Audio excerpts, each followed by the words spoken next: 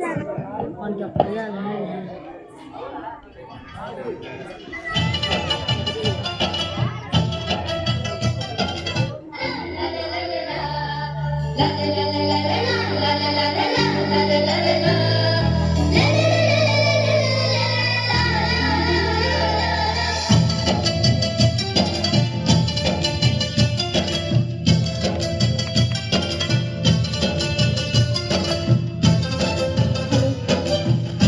ఒకసారి గట్టిగా అందరూ క్లాప్స్ కొట్టాలి.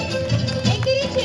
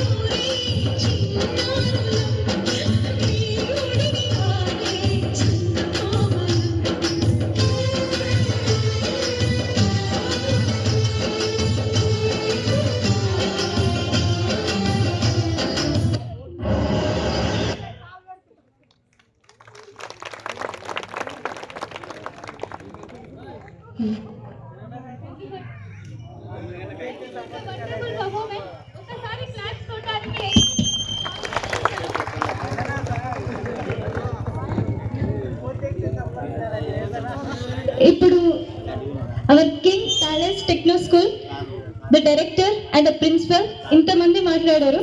సో మన సార్ కూడా ఒకసారి మాట్లాడితే బాగుంటుంది. So I request our Srinivas sir to talk some few words. Give a big round of applause for the principal sir who was the director.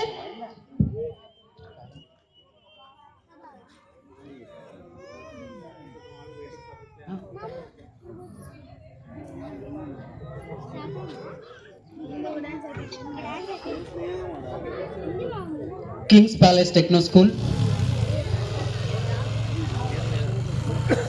Annual and graduation డేకి వచ్చేసినటువంటి ప్రముఖ అతిథులు, గౌరవనీయులు, అధ్యాపకులు, విద్య తోడుపాటులో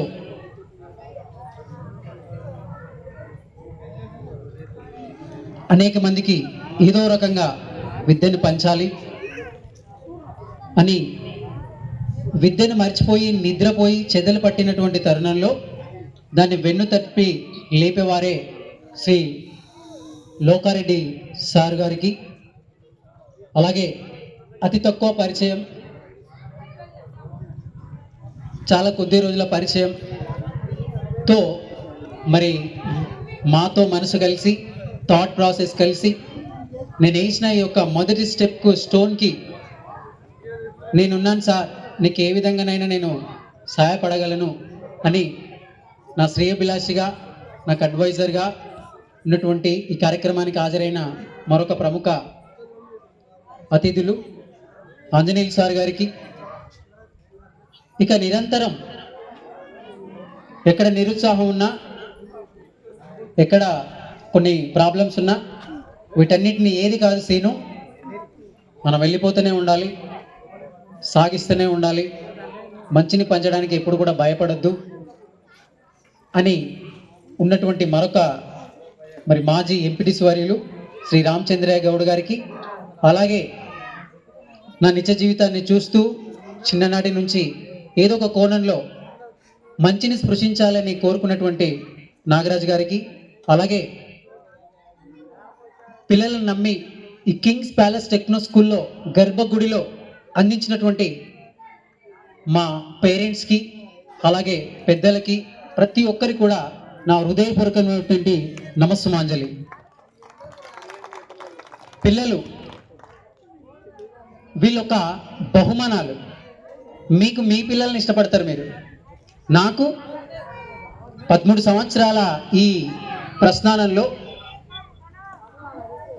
నేను ఇంజనీర్ కావాలనుకున్నా, డిప్లొమా వెళ్ళాలనుకున్నా, ఒక మంచి సాఫ్ట్వేర్ అయ్యి ఎక్కడనో బయటికి వెళ్ళాలనుకున్నా. కానీ ఎంత చేసినా కూడా నాకు అది సంతృప్తిని ఇవ్వనట్టుగా కనిపించింది.